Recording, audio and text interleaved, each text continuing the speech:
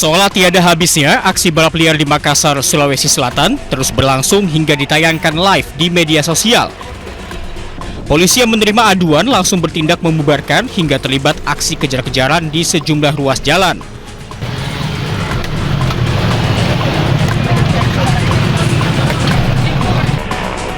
Dua sepeda motor pelaku balap liar diamankan usai pelaku kocar-kacir menghindar dari kejaran. Sepeda motor bahkan ditinggal tergeletak di tengah jalan. Sebelumnya, rombongan pelaku menggelar aksi balap liar di Jalan Bandang, Kecamatan Bontoala. Pengendara dibuat tidak dapat melintas usai banyaknya yang menonton. Setelah dibubarkan, pelaku malah berpindah tempat menggelar hal serupa. Bahkan para pelaku yang mayoritas anak di bawah umur itu terlibat penyerangan ke permukiman warga di Jalan Sungai Sadang, Kecamatan Makassar, Sulawesi Selatan. Kami bubarkan pertama di Jalan Bandang. Akhirnya berlanjut terus. Kami lanjutkan kembali. Ternyata sempat terjadi juga ada pelemparan antara kelompok motor dengan masyarakat di Jalan Sungai Sadang. Alhamdulillah berhasil kita juga bubarkan di situ. Kendaraan kini disita oleh Satlantas Polrestabes Makassar. Orang tua diharap lebih memperketat pemantauan terhadap anak-anaknya terkhusus aktivitas di malam hari. Dari Makassar, Syahrul Adiaksa, iNews melaporkan. Kasih senjata, kasih senjata di tanah, Bang. Iya, motor di mana sih, Pak? Ini kunci motornya. Setelah melakukan penyelidikan dan pendalaman, tim Resmob Polda Sulawesi Selatan menangkap pelaku perampokan spesialis pembobol masjid berinisial S berusia 33 tahun di sebuah kos di wilayah Biringkanaya, Kota Makassar. Saat dilakukan pengembangan penyelidikan untuk mencari barang bukti lainnya, pelaku berusaha melarikan diri. Anggota kepolisian pun terpaksa melakukan tindakan tegas dan terukur dengan menembak bagian kaki pelaku. Pelaku kemudian langsung dilarikan ke Rumah Sakit Polri Bayangkara Makassar untuk dilakukan proses pengeluaran proyektil peluru yang bersarang di kakinya. Polisi berhasil menyita berupa amplifier dan pengeras suara hasil curian hingga samurai yang diduga digunakan saat beraksi. Pelaku menyasar dan telah membobol sebanyak 10 masjid yang sepi dengan membobol pintu serta jendela di wilayah Kabupaten Pangkep. Tempat yang dipilih pelaku merupakan tempat yang ataupun masjid yang sepi. Jadi di situ dia melihat situasi sekitar, tidak ada CCTV dan jauh dari pelaku melakukan pembobolan dengan menggunakan alat. Kemudian dari jendela ataupun pintu. Kemudian yang diambil itu amplifier dengan Untuk mempertanggungjawabkan perbuatannya, pelaku beserta barang bukti diserahkan ke Polres Pangkep untuk dilakukan pemeriksaan lebih lanjut. Dari Makassar, Sulawesi Selatan, Muhammad Turbone, iNews melaporkan.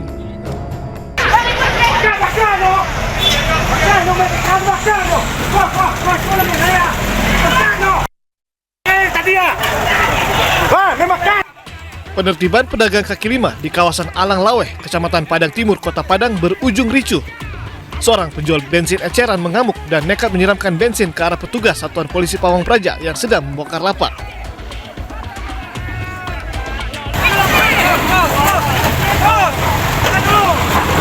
Keributan tak terhindarkan saat petugas mulai menertibkan pedagang yang berjualan di atas badan jalan sepanjang kawasan Alang Laweh. Sejumlah pedagang menolak ditertibkan dan melawan sehingga bentrok.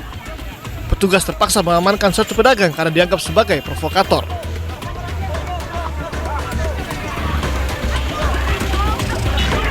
Adanya usaha dari pelaku dari pelanggaran ini untuk melakukan perlawanan kepada personel atau petugas.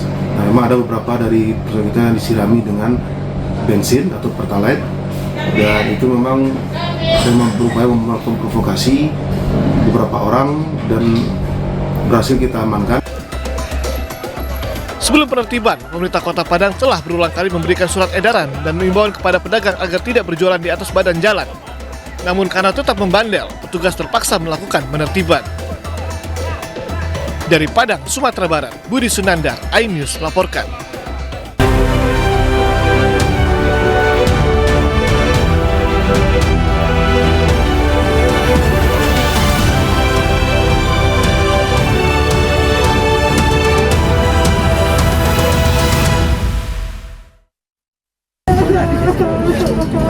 Selebgram sekaligus kekasih Reza Arab, Lula Lava, dimakamkan Sabtu siang di Pemakaman Umum Rawat Rate, Jakarta Timur.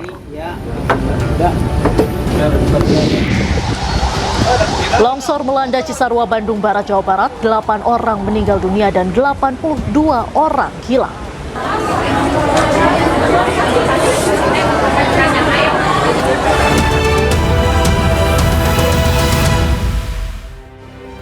Selamat malam pemirsa, seorang remaja di Sukodono, Sidoarjo, Jawa Timur tewas terbakar di dalam kamar tidurnya. Petugas damkar, polisi dan PMI menemukan jasad korban dalam kondisi terbaring di atas tempat tidur dalam kamar. Bersama saya Diandra Mukni, inilah Ayus Malam selengkapnya.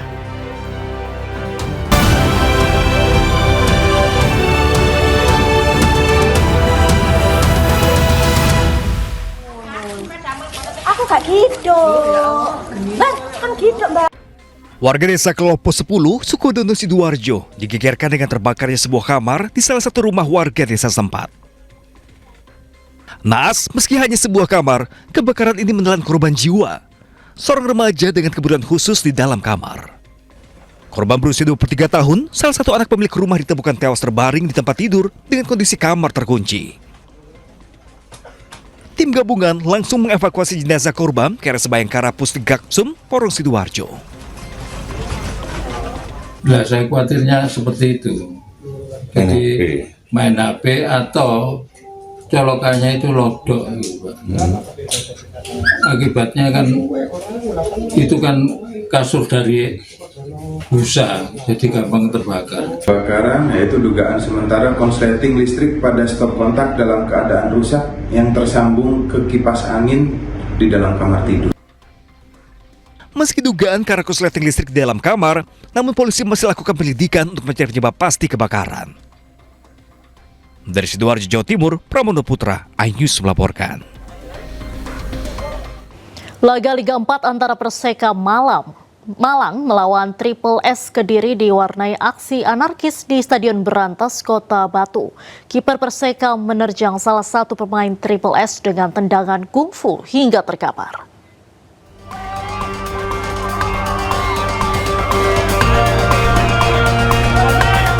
Laga Liga 4 Jawa Timur antara Perseka Malang melawan Triple S Kediri diwarnai insiden kekerasan antara pemain. Kiper Persekam tiba-tiba keluar dari gawang dan menerjang salah satu pemain Triple S yang sedang mengejar bola. Saking kerasnya tendangan kungfu tersebut membuat kedua pemain terkapar. Wasit pun tanpa ragu memberikan kartu merah kepada kiper yang diwarnai aksi protes. Laga sendiri berakhir dengan kekalahan 1-2 Persekam atas Triple S Kediri. Namun aksi anarkis belum berakhir. Para pemain Persekam yang merasa tak puas mengejar dan mendorong wasit. Salah satu pemain bahkan sempat mukul wasit hingga harus dipisahkan rekan-rekannya. Belum ada keterangan resmi dari kedua tim dan panitia pelaksana terkait insiden ini. Namun aksi kekerasan tendangan kungfu dalam laga Liga 4 Indonesia seperti ini terjadi berulang kali.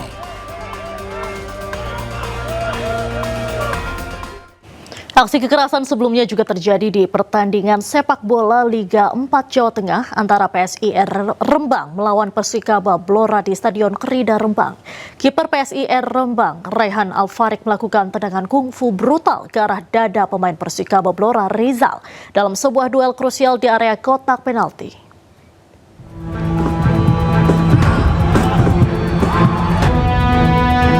Insiden keras mencoreng kompetisi Liga 4 Jawa Tengah dalam laga PSIR Rembang melawan Persikaba Blora di Stadion Kerida Rembang. Kiper PSIR Rembang, Raihan Al-Rafiq, melakukan tendangan kungfu brutal ke arah dada pemain Persikaba Blora bernama Rizal dalam sebuah duel krusial di area kotak penalti. Dalam rekaman video amatir terlihat jelas Rizal yang mencoba untuk mengejar bola umpan tendangan bebas yang mengarah ke kotak penalti PSIR dihentikan dengan tendangan kungfu Raihan yang mendarat di dada. Ironisnya, insiden tersebut tidak dilihat wasit sebagai pelanggaran. Pertandingan sendiri berakhir dengan skor imbang tanpa gol dan membuat Persikaba memastikan tempat di babak 16 besar. Kiper PSIR Rembang, Raihan Al-Rafiq, pun meminta maaf atas aksi brutalnya tersebut. Saya dengan kesadaran penuh dan atas nama pribadi saya memohon maaf atas insiden yang menimpa salah satu pemain Persikaba Blora atas nama Rizal Dimas Agesta. Insiden sore tadi murni akibat gerakan refleks saya tanpa ada sedikit pun niatan untuk mencederai saudara kami Rizal. Saya juga minta maaf kepada segenap manajemen dan ofisial Persikaba Blora atas insiden sore tadi. Sebelumnya kejadian serupa juga terjadi di Liga 4 Jawa Timur antara Putrajaya Pasuruan melawan Perseta Tulungagung. Salah satu pemain Putrajaya, Muhammad Hilmi, menerjang pemain Perseta, Firman Nugraha, dengan tendangan kungfu hingga terkapar. Selain itu, aksi kekerasan dalam sepak bola juga terjadi di laga Liga 4 Piala Gubernur DIY antara Universitas Ahmad Dahlan atau UADFC kontra KAFI Jogja FC. Salah satu pemain klub KAFI melancarkan tendangan kungfu ke arah salah satu pemain UAD. Mirisnya wasit hanya memberikan kartu kuning kepada pelaku, sementara korban terus bermain meski dalam kondisi kesakitan. Tim Liputan iNews melaporkan. Pemirsa, jagat hiburan digegerkan dengan kabar meninggalnya selebgram sekaligus kekasih Reza Arab, Lula Lava. Lula dimakamkan Sabtu siang di pemakaman umum Rawat-Rate, Jakarta Timur. Beredar informasi di dunia maya penyebab kematian Lula karena sakit jantung.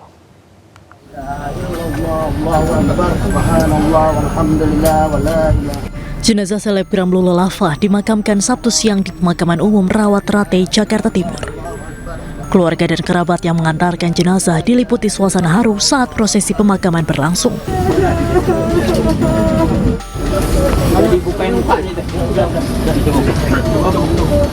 Tangis ibu Lula Lava pecah saat jenazah masuk ke liang lahat.